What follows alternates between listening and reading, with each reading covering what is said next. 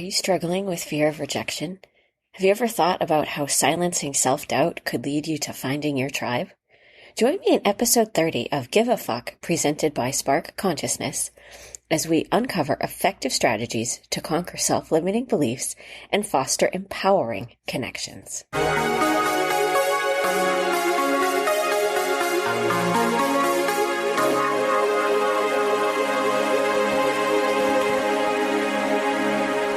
As always, I am your host, Sarah Woodard.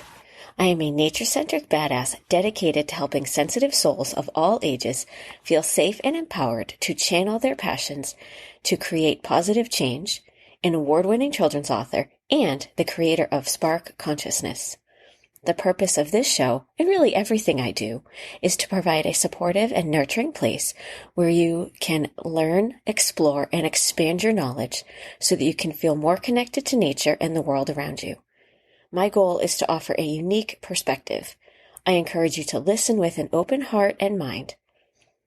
I also do an occasional series of bonus episodes called Changemakers, which highlights the way everyday women, just like you, have been a force for positive change, and these are just randomly interspersed between the usual bi-weekly episodes. As a quick reminder, the spelling of Give a Fuck is F*K. And as always, a humongous thank you to my existing patrons on Patreon. So in place of the life update this week, I wanted to do a little bit of a follow-up. Last year, right around this time, maybe it was a little bit earlier, I had done an episode called Inclusion Varnishing, where I talked about how we do this thing where we say happy holidays, but everything is still decorated for Christmas, so it's not actually being inclusive. And that is still the case, but I had some additional thoughts, and although I would like to do another episode on it, I will discuss in a few minutes about some changes I'm going to be making with the show and why that just didn't fit into the schedule for this year. As I've been looking for our forever home, one of the things I've been looking at is what are different towns posting like on their library Facebook or Instagram, for example. And it's very telling. I'm noticing sort of three major things that happen. One is what I'm calling radical inclusion, and I think that's the goal.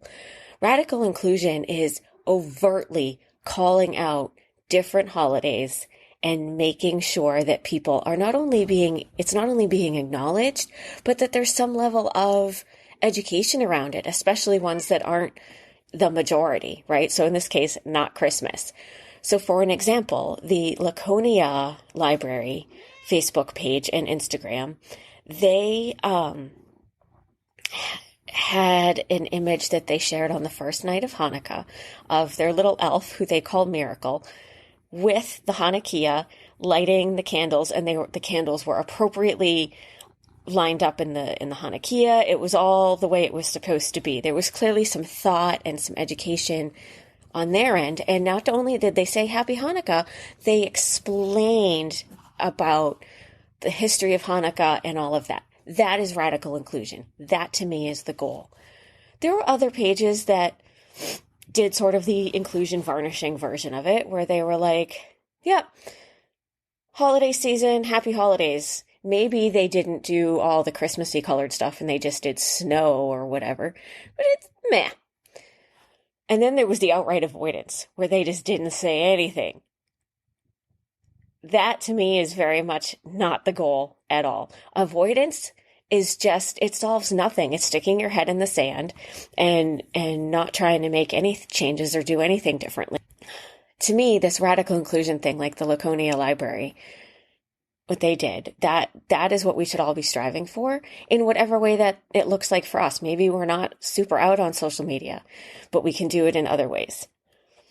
So there's that piece. And then also, like I said, to address some changes that I'm going to be making with the show, I've realized that it's very easy to get sucked into someone else's idea of this is how you market your business. These are the steps you have to take. And they all sound really good and valid and exciting, and you try them for a little bit. And I've been trying one for a while. I don't know if it's working or not, to be very honest with you. What I do know is the longer I try it, the less authentic I feel, and I don't like that. what's important to me is to show up and be authentic. And whatever happens as far as how that grows my business will sort itself out. Call it the energetic algorithm, if you will. And so I don't know exactly what that's going to look like in terms of this show. I am going to take some time off, actually, because right now this whole living out of a hotel and not having a super stability surrounding what the next move is, it's a little bit draining for me. And I feel like I can't really give the podcast or other pieces of my business the effort and energy that I would like to and that they deserve. So I'm going to take some time off and sit and figure out what do I really want this show to look like so that it is authentic and it is genuine. But at the same time, hopefully also helps you want to work with me and be excited about what I'm doing and what I'm talking about and the ways that I can help you make a difference. There is going to be one other Changemakers episode for sure after this one. And then I'm going to be quiet for a little while because I need to find our house and I need to figure out exactly how I want to do this and how I want to show up. And I mean, you may have noticed like my introduction has changed, my about me has changed, and that's definitely part of the shifts I'm making. I've realized that it's really important for me to include all of my children's books. And it finally occurred to me how it's connected to what I do with my life coaching business with Spark Consciousness. And that is all about how it's about helping sensitive souls of all ages feeling safe and empowered to channel their passions and create a positive change. But what that means in terms of the podcast and emails and social media and don't know yet. I need to sit with that. So I'm going to be quiet for a little while. It's a good chance for you to get caught up on past episodes. Check out my website. So that being the case, in the meantime, I'm just going to jump right to the Satan of the show.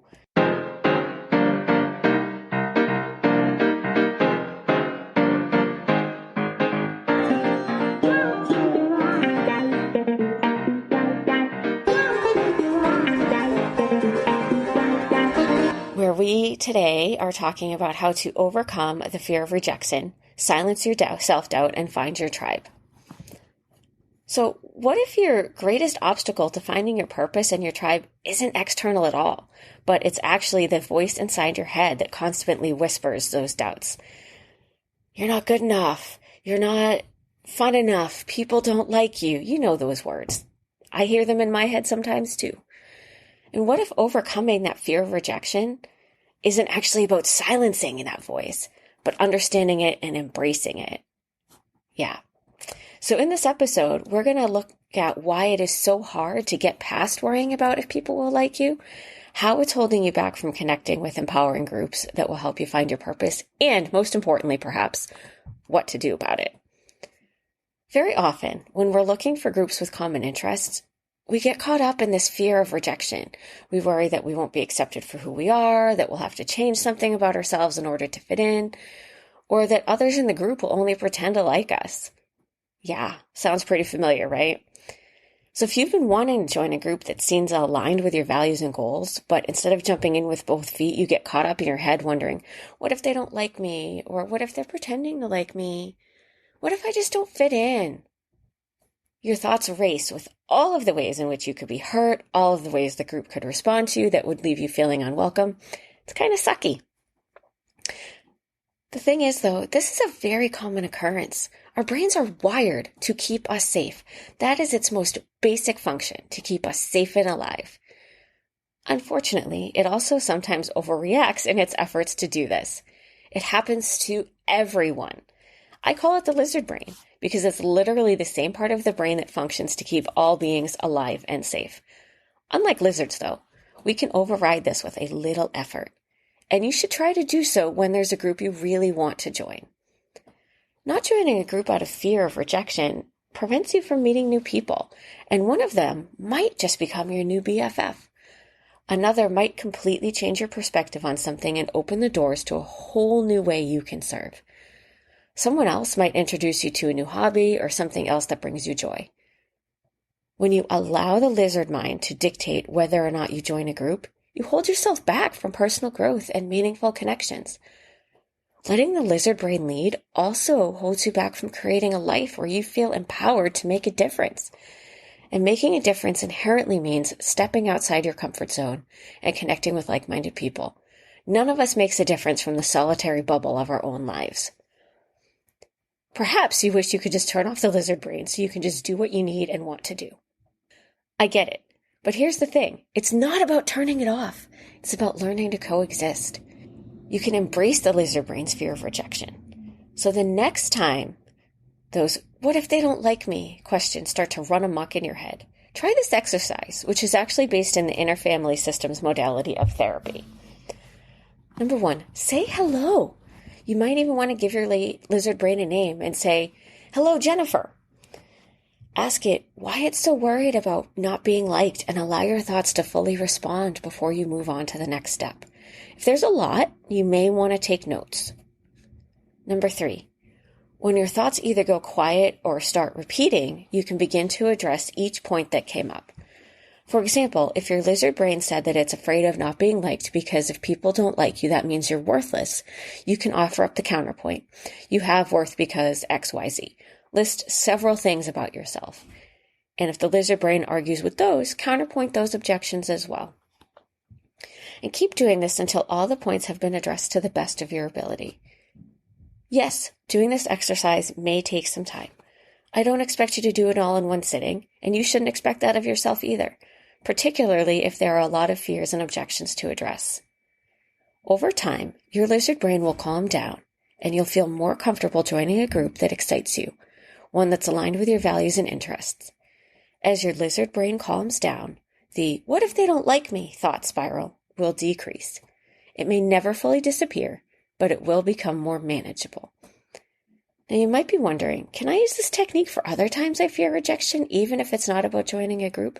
Yes, you absolutely can. You can use this technique for a lot of things. Be aware, however, that if you continue to feel something about the situation or person isn't right, it may be your intuition speaking, not your lizard brain.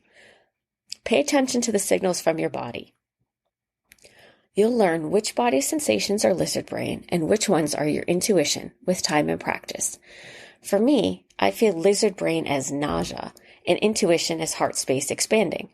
Or contracting if it's not a direction I should go in, my heart space contracts, and if it's a direction I should go in, it expands. But it's different for everyone, so pay attention to your own body. It will take some time, but you'll get to learn and understand what those messages mean. Don't continue to let fear of rejection hold you back from connecting with groups of like-minded people who will empower you to level up your life. You're ready to make a difference in the world, and you know you need a supportive group to help you do that. You're ready to find those people, your tribe. With the steps above, you now also know how to quiet those fears in your lizard mind and take the step of actually joining a group that's aligned with your values and goals. Having that powerful tool in your back pocket means you're ready to jump in with both feet and join a transformative group. Yay! We'd love to welcome you to the Soulful Sisterhood, where for $12 a month, you'll find a community of soulful women seeking to inspire positive change, just like you. Rest assured that we focus on creating a safe, supportive environment and helping each of our sisters feel empowered. Our arms are always welcome to receive you in a virtual hug. Please join us today. And the link is, of course, in the show notes. As always, you can find me on social media, my website, this podcast, my email list, although again, I'm going to be quiet in a lot of those places for some time. Again, the link for the Soulful Sisterhood is in the show notes. It is sparkconsciousness.net/community. And to help you remember to check that out, please remember the fun little keyword, hotel. That will help you to know to jump on back to whatever podcasting app you're listening to and find this episode of Give a Fuck by Spark Consciousness to check out that link. If you would like to support the show, I encourage you to sign up on Patreon or sponsor an episode. That again is in the show notes. If your podcast platform allows, I'd really appreciate you taking a moment to rate the show. As for what's coming next, as I said, I don't know. But stay tuned. I will be back at some point. I don't want to shoehorn a timeline because I don't have one in my life right now either. And me not having a timeline makes it very difficult for me to give you one. So just keep checking back. I promise that there will be at least one more Changemakers episode for you before I go quiet. And then hopefully we find this house pretty quickly and I'm not quiet for too long because I'll have some stability and the ability to kind of figure out where this is going and what I want to do with it. But in the meantime, as always, continue to expand your knowledge, feel the connections, and live with compassion.